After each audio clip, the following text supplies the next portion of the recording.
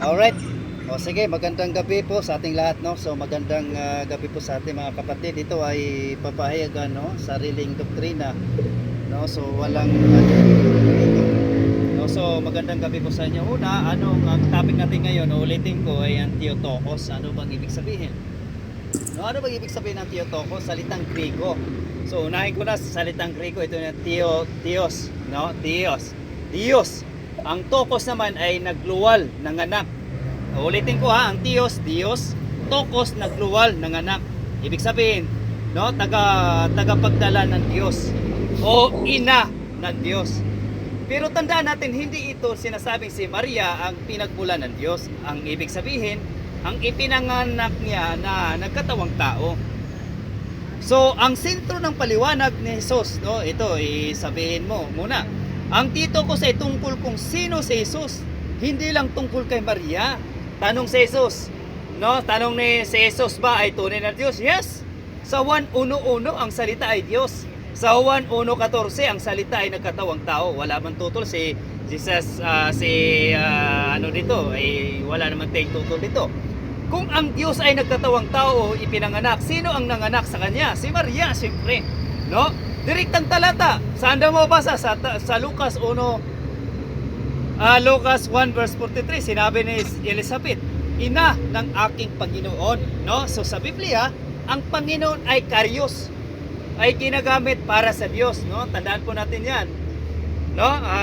Sa simpleng logic, isang persona si Jesus. Siya ang tunay na Diyos at tunay na tao.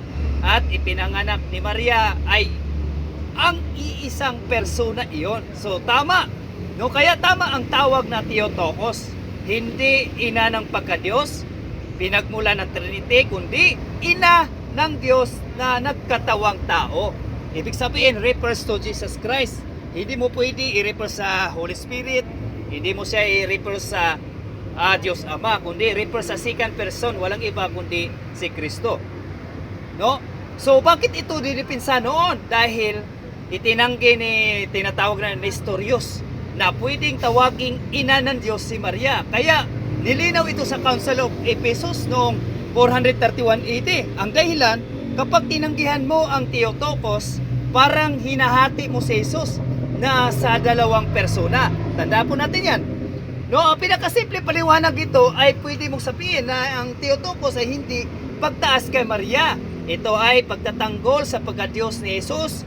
Kung ipinanganak ni Maria ay tunay na Diyos na nagkatawang tao, tama na tawagin siyang ina ng Diyos. So napakadali po mga kuya. So ano ba mga biblical natin dito na referensya dito? Tanungin natin ang ating mga church fathers. Sa sulat niya sa taga-Epeso si Saint Ignatius of Antioch sa 107 AD, anong sabi niya? Ang ating Diyos si Jesucristo ay ipinaglihi na sa sinapupunan ni Maria. So mapapansin, tinawag niyang ating Diyos si Jesus at sinabi niyang ipinagli siya ni Maria. Ibig sabihin, ang ipinagli ni Maria ay Diyos na nagkatawang tao. So dagdagan pa natin si Irenaeus of Lyons sa 180 AD. Tinawag niya si Maria na ang birhen naging sanhi ng kaligtasan para sa sarili sa buong sangkatauhan. At malinaw sa kanyang si Jesus ay tunay na Diyos at tunay na tao. Kung Diyos ang anak at si Maria ang ina niya, malinaw ang diwa ng Theotokos. Yan pong ibig sabihin yan. No, napakalinaw mo si Athanasius of Alexandria sa 325 at 328 AD. Direktan niyang ginagamit ang salitang ay pinanganak mula kay Maria, ang Theotokos. Malinaw na ginagamit na ang terminong ito bago pa ang konsiyo noong 431 AD. No? Cyril of Alexandria, no? Ang sabi niya, matapang niyang ipinagtanggol ang titulong Theotokos laban kay Nestorius. Sabi niya, kung ating ang Panginoong Hesukristo ay Diyos, paano hindi tatawagin Theotokos ang banal na birhen na nanganganak sa kanya? So, sa pagpapatibay ng simbahan, opisyal itong ipinahayag ng Council of Ephesus. Dahil kung hindi ito tawagin Theotokos si Maria, parang hinahati mo si Kristo sa dalawang persona. No? So, yan po ang napakasimple. Yung sabi ng Catechism,